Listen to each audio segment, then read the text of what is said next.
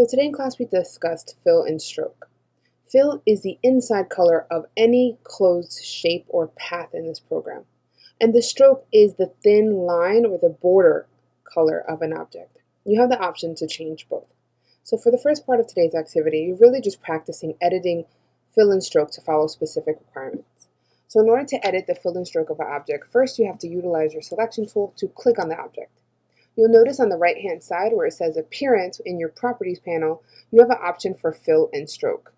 You'll also see these settings down here on the bottom left of your toolbar.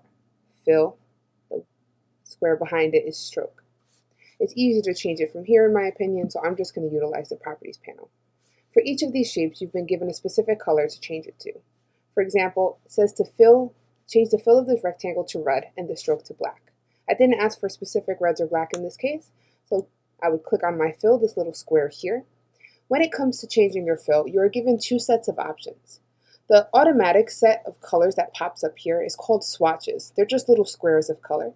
But sometimes if you want something a little more unique, there is a color mixer. It looks like a little color palette you would paint with.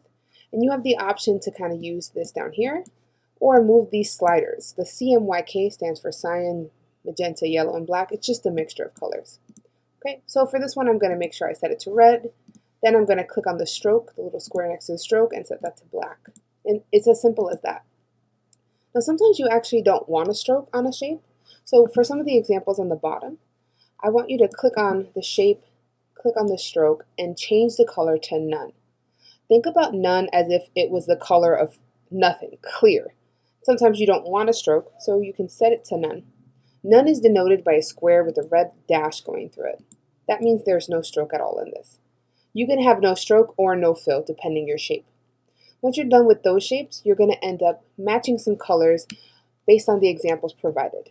Now, I got all of the colors from the swatches, so they're not unique colors, but if you want to make them a little more specific, you can also select a shape and use the eyedropper tool to steal a color directly. The eyedropper tool just steals color from other shapes, and it might be a really useful tool here. If you want to manually click the color, the same idea. Click on a shape, go to the fill, and choose the color here. And repeat that until you are done, and then you can pause for part 2.